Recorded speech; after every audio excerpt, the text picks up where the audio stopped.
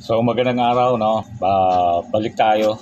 Medyo matagal tayo hindi nakabalik sa paggawa ng content para sa ating YouTube channel. So mga kaprobinsya, magandang umaga at welcome dito sa ating Probinsyano sa Manila YouTube channel. So bago tayo magsimula, mas maigi siguro if you can click the notification bell, mag-subscribe at i-like nyo na rin kung pwede i-share nyo mga kaprobinsya. Ano po?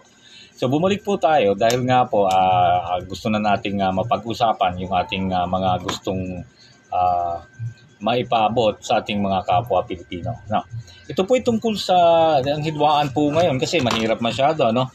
Natatandaan natin palagi na po tayong may bangayan yung dalawang political clan. Hindi naman po tayo kontra doon, ano, kung mayroon tayong mga paninindigan, mayroon tayong mga preferred na political inclination. Wala naman po problema yun, mga kaibigan, mga kaprobinsya.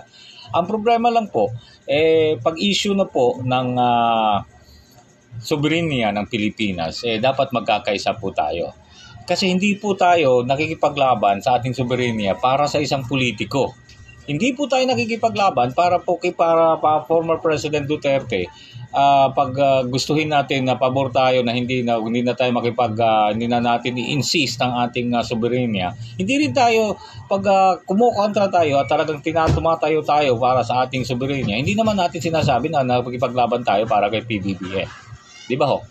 Ang sa akin po dito, mailagay natin sa tama at eksaktong konteksto kung ano po yung ating mga karapatan at dapat ano po talaga ang pinakamagandang rason bakit tayo nakikipaglaban at gusto natin na iisa at mabuo ang ating mga paninindigan. Di ba po? Yun po mga kaprobinsya. Yun po ating gusto ko pong matukoy kung ano po talaga yung mga iniisip ninyo. Di ba? Hindi naman po pwede na hayaan na lang po natin na sakupin tayo ng China. Ito pong mga aggressive act, kagaya ng ginagawa na naman, latest lang, isipin mo, BFAR, scientific research vessel na natin. Di ba po? Tayo po yung may karapatan Tayo po yung may karapatan sa ating exclusive economic zone, 200 nautical miles na EEZ ng Pilipinas. Tayo po. At sa extended continental shelf po natin. Tayo po yung may karapatan. Nasa UNCLOS po yun. Hindi po pwedeng sabihin natin na wala tayong karapatan. Kaya minsan, nakakapanggigil lang din minsan pakinggan. Kasi may mga Pilipino na sila mismo ang nagsasabi na mas pabor pa sila sa China or sa ibang bansa na talagang gumagawa na ng mga paraan at naghaharas na at hindi na po pwede at hindi na saklaw sa batas international yung mga ginagawa nila kahit na yung sa mga maneuvers nila. Sa may aeroplano man ito o nasa barko. Di ba? So yun po ang ating dapat pag-usapan at dapat magkaisa tayo nito, kaprobinsya. Yan po tandaan ninyo.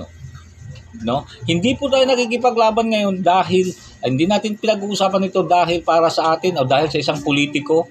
Wala pong political inclination, wala pong political color ito. Nakikipaglaban at meron akong inuusig ko ang China ngayon at gusto kong ipaalam sa inyong lahat para po sa ating mga kabataan. Ano na lang po ang tatawagin nila kung halimbawa yung 9-9 na 1947 established nailabas sa unang mapa ng China masusunod. Tapos i-claim nila historical base daw nasa kanila yung South China Sea. Di ba po? Hindi po yun. Lumabas lang po 1947. Yung pinakaunang mapa na nagkaroon sila ng 9-9 is 1947. Para po sa kaalaman ng lahat. Para po sa kaalaman nating kapwa mga probinsyano. Di ba po? 9-9, 1947 lang lumabas yan. Ang pinakaunang mapa na naglabas sila ng 9-9. Na sinama na nilang buong South China Sea. Yan po dapat ang alam natin. Hindi po ito haka-haka mga kaprobinsya. Ito po totoo at recorded at alam natin dapat ito. Lalo na matagal na naging issue ang problema natin sa West Philippine Sea.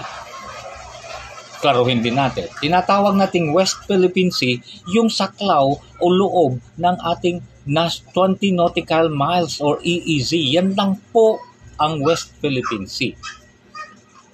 Dito naman sa kabila, ang Philippine Sea, kasama po ang Philippine Rice, na acknowledge na rin po ng UNCLOS na part ng continental shelf ng Pilipinas.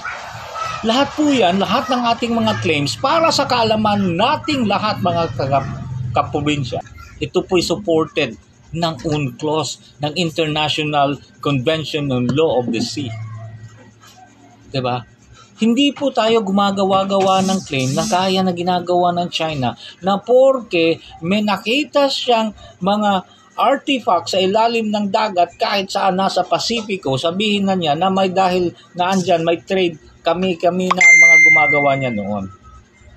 Diba? Kami na nagmamayari, kami na ang may ruta dyan. Kaya nagmamayari kami kasi may mga artifacts na nakita dyan. Mali yun eh. Maling paniniw yun mga kaprobinsya. Maling konsepto ng pag-argumento. Kasi pwedeng naglayag kasi barter trade nga noon eh. So nagkaroon ng barter trade. May dala sila mga porcelain, mga China ware. At magpapalit sila ng mga spices. Eh ngayon lumubog. Dahil nga mga galleon trade lang yun eh. Mga galleons lang yung mga gamit noon eh. Eh lumubog. O kaya naabutan ng pirata kasi may mga pirata na mga time na yun. Lumubog. Eh ngayon dahil naandun dala mo yung porcelain o yung exchange mo, kapalit mo doon kasi nagbarter ka ng mga China tapos dinala mo dito sa Pilipinas o kung saan kayo nagbarter basta dinala mo dito sa Pilipinas so nakita na yung mga China ware na dyan nga, dyan ang mga gamit ng China nung mga panahon ng mga dynasty nila ng Qing Dynasty kung ano, sila nang nagmamayari. Ganun ba yun? Diba? Eh kung ngayon sabihin ng Amerika na siya nagmamayari sa buwan kasi siyang unang nakaapak dun eh. Diba? Kalukuhang prinsipyo yung mindset at paanong argumento eh. Diba? Para sa kalaman ng lahat mga kaprobinsya, yung 9 dash line, ibalik ko dyan. 1947 lang po yan. Lumabas sa unang mapa. Or in fact, meron tayong argumento kaya tayo nanalo sa UNCLOS. Kasi meron tayong 1734 na Velarde map. Yan po yung pinakaisip-isip po natin mga Lodi. No? Kaya yan po yung mga ating pinaka-argumento natin sa UNCLOS. Yung 1734 na Velarde map. Gawa ng isang Hisuetang pari panahon na ang Pilipinas ay sakop ng mga Espanyol. 1734. Makikita po dyan ang Panakot o yung Scarborough Shoal. Yung Islas Disparaguas, yung Spratly Islands. Naandyan po. Kasama na sa ating soberenya, kasama sa ating boundary, saklaw ng mapa ng Pilipinas. Kung mapa lang pinag-uusapan natin. Kasi pag sinabi ng China, ang mapa namin 1947, may 9 dash line na kami, sinakop na natin yan. Eh kami, meron kaming 1734 na mapa, ang Velarde map. Mother of all Philippine map. 1734. Andyan na po ang Panatag Shoal, yung Baho de Masinloc at yung Spratly Island, group of islands. Kaya hindi mali yung argumento na porke naandun na may nakita silang mga artifacts o mga gamit nila noon na yung lugar. At hindi nila pwedeng i-claim na historical facts dahil by history, 1947 pa lang yung 9 dash line ninyo. Ang sa amin, 1734. So yun yun mga kaprobinsya, no? Ang 1734 na Velarde map natin, mother of all Philippine map, ay talagang nagpakita na nandun ang Panakot Shoal o mas magkilala ngayon sa Baho de Masinloc at saka yung Spratlys. Ngayon, yun po i-acknowledge ng Treaty of Washington at Treaty of Paris. Ngayon, may mga argumento. Paano nyo maklaim na sa inyo yun? Under naman kayo ng Spanish regime, Spanish or Japanese rules. Hindi pa kayo independent. Oo, hindi pa kami independent pero sinakop kami. Sinakop tayo. Kaya karoon na nga tayo ng Pilipinas, kaya nga ang pangalan pa rin Pilipinas dahil Philippine map na ang sinawag doon kasi ang bansa natin Pilipinas.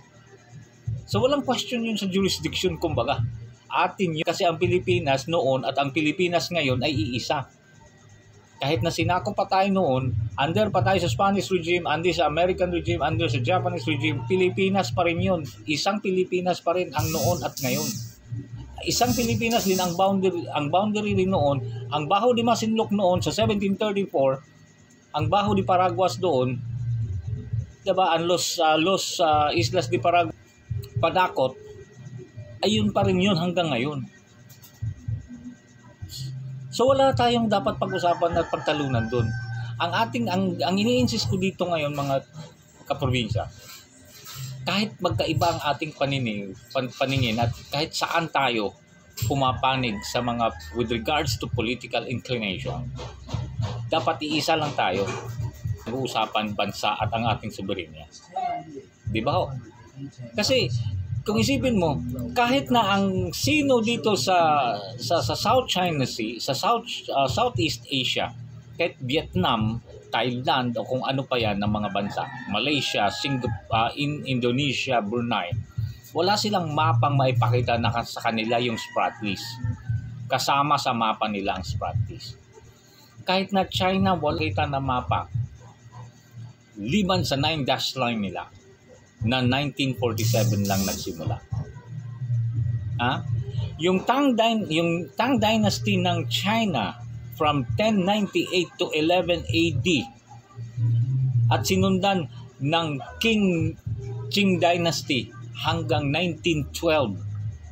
Ang pinakita nila na ang pinaka southern nila na kasama sa kanilang boundary ay ang Hainan Island. Hanggang 1912. Yan yung mga luma nilang mapa. Yan yung mga luma nilang dynastiya. Kaya wala silang maipakita. Tang Dynasty from 1098 to 11 AD hanggang sa Qing Dynasty up to 9. Pero tayo, in between, sa 1737, meron na tayo. In between ng 1098 to 1912, meron na tayo ang 1734 na Velarde map. At kasama na doon ang Panakot at ang Islas de Paraguas. Ang Bajo de Masinloc at saka yung Sprat Islands. Ngayon, paano nilang sabihin sa kanila? Sabi na historical. Paano? Paano nga niyo masabi na historical? Sa mga dynastiya na yan, sa panahon na yan, 1098 hanggang 1912, wala nga kayo, 1947 lang nagpalabas Di ba? Kaya dapat supili na natin ang kalokohan at ang misinformation ng China, mga probinsya. Dapat magkaisa na tayo. Tayo Pilipino. Pilipinas ang bansa natin. Kung anong meron hanggang 1 inch, hanggang kaano kaliit ang dapat atin. Hindi natin pwedeng sabihin na mga isda lang yan, tubig lang yan. That is wrong. Mali rin yung sinabi ni former President Duterte nung sinabi niya yan, mga isda lang naman yan. Di ba? Kasi tayo yung may exclusive dyan, kaya nga tinawag na exclusive economic zone. EEZ, tayo lang yung may karapatan dyan. Kaya noon pa, hindi nag-disagree na ako sa nung sinabi yan, nung nag-speech pa siya. At gusto niya pang maging probinsya tayo ng China. Pinalaki niya lang ang ulo. Kaya ganyan mas lalo. Diba? Bakit sabihin nyo ngayon, kanino lumaki yung pag-acquire ng China dyan? Panahon niya kasi open na open. Walang tayong information dyan. Kaya pinapalabas lang nila, reverse psychology. Yung ginawa nila nung panahon na yun Wala magulang gulo, walang ganon. Wala nga kasi wala na tayong ginagawa doon kasi hinayaan na lang natin ang China na mag-develop ng kung ano-ano. Diba? Hindi nga natin dinevelop ang Pag-asa kung taan Pag-asa Island, ang municipality yung Pag-asa kung tutusin, meron tayong mga Pilipino nandun at isa yung munisipalidad. Yan yung mahirap Tapos ngayon, nakikipaglaban tayo, maayaw tayo. Kasi para tayong nakikipaglaban na para sa isang politiko. Mali yan mali yan. Magalit man kayo sa akin, pag hindi ko, magalit man kayo, pero mali ang prinsipyong yan. Kung ayaw mong makipag-isa at ayaw mong lumaba at ayaw mong paninindigan na atin ang West Philippine Sea, atin ang Spratlys, at ayong panindigan ang 1734 Bilardi Map. At pasok yan sa ating 20 nautical miles EEZ na Exclusive Economic Zone acknowledged ng UNCLOS at declared ng UNCLOS. Kung ayaw mong tindigan yan, kagaya na ginagawa ng karamihan sa atin ngayon, buti pa umalis ka na lang sa probinsya. Hindi ka Pilipino. Kung gano'n. Diba? Kung Pilipino ka, ipaglaban mo ang dapat kung ano. Kaya nga pinaglalaban mo yung isang politiko na gusto mong kasi Pilipino ka, sinasabi mo. Dapat mo ring ipaglaban ang bansa mo, kaprobinsya.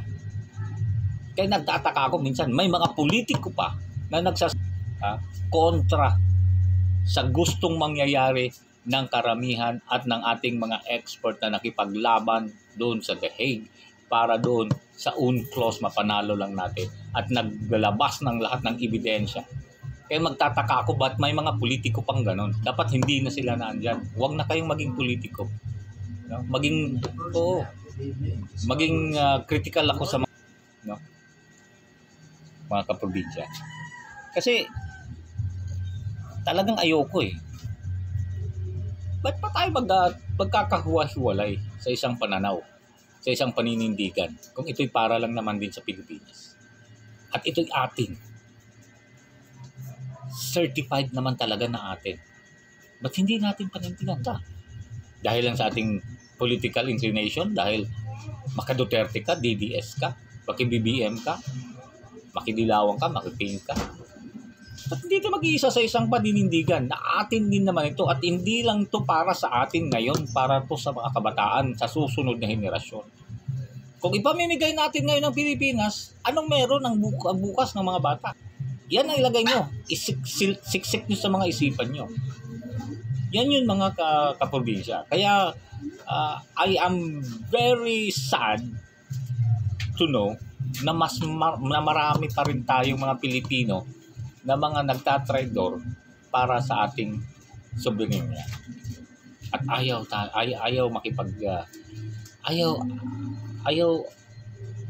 panindigan. Ayaw makipaglaban. Pwede naman tayo makipaglaban with regards to our unity, sa ating pagkakaisa. Kontra sa ginagawa ng China sa ating karagatan, sa ating soberenya, sa ating karapatan, at sa karapatan ng ating mga kabataan sa susunod na mga henerasyon at sa susunod na mga taon. Di ba? Yun ang dapat mga siya. Sila nga gumagawa na lang ng misinformation eh. Disinformation eh. Kahit ano-ano na lang ginagawa, pinapakalat para lang mapapatunayan at mapabatid nila sa kanilang mga kabataan na sa kanila daw yan kahit na mali at mali at mali. Tayo meron tayong proof, meron tayong mga napanalo natin close.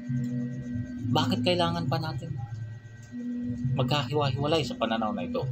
Kaya dapat ito lang mga kaprobinsya, magkaisa tayo at dapat labanan natin ang China sa kanilang misinformation, disinformation at sa kanilang maling pinapalabas